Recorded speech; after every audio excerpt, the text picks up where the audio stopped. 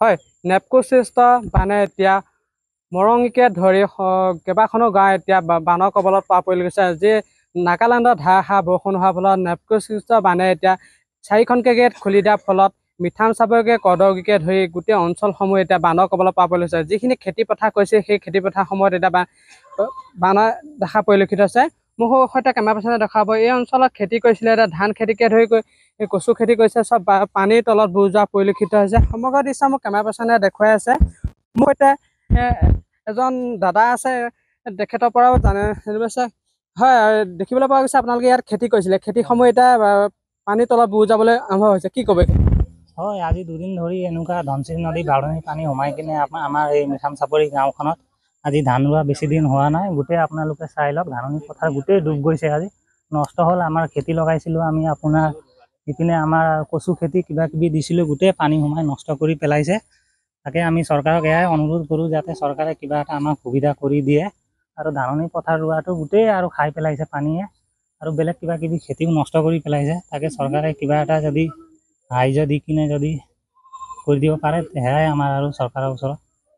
কেইখন গাঁও এতিয়া পানীৰ তলত বুৰ যাবলৈ ক'বলৈ গ'লে এতিয়া মিঠাম চাপৰি, কেন্দুগুৰি, আপোনাৰ কৰ্দৈগুৰি আৰু আপোনাৰ জাতিপতীয়া গোটেইখিনি এতিয়া পানী মানে তলতে ডুব গৈ আছে এতিয়া। আৰু যাতে চৰকাৰে কিবা এটা সুবিধা কৰি দিয়ে, তাকে চৰকাৰক সেয়াই আহ্বান। আৰু হয়, নিশ্চয়কৈ মোক কেমেৰা পাৰ্চনে দেখুৱাব যে এইসমূহ অঞ্চল এতিয়া খেতি কৰিছিল যদিও খেতি এতিয়া বুৰ যোৱা পৰিলক্ষিত হৈছে। দেখিবলৈ ফেনে ফুটুকাই অহা পৰিলক্ষিত হৈছে। যি ধনশিৰি এই পানী এটা বুঢ়াই পেলোৱা দেখা পৰিলক্ষিত হৈছে।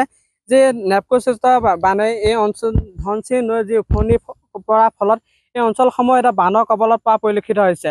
যিসমূহ খেতি কৰিছিলে খেতিসমূহ এতিয়া বুৰি যোৱা পৰিলক্ষিত হৈছে। মুখ দেখিবলৈ কেমেৰা পাৰ্চনে দেখুৱাইছে এনে ফেনে ফুটুকাই বাৰিষা পৰিলক্ষিত হৈছে। মোৰ সৈতে আন এজন দাদা আছে, তেখেতৰ পৰাও জানো আহকচোন, কি ক'ব? কি কওঁ আৰু, এয়া খেতি বাতি চব আৰু এয়া ডুবি গ'ল। আপোনাৰ আৰু ঘৰ দুৱাৰৰ ওচৰত গৰাও আহি পালে, নিউ হৈছে।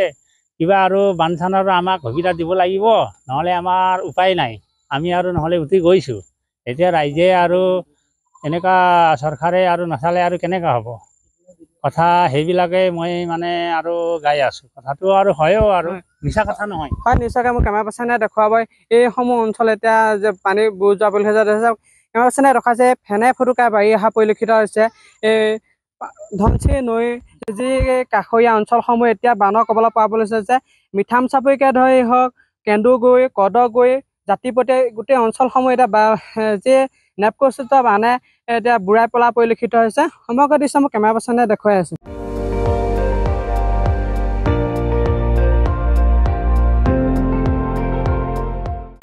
আপুনি চাই আছে ND24, সৰ্বশ্ৰেষ্ঠ নহয় সৰ্বোত্তমৰ দৌৰত।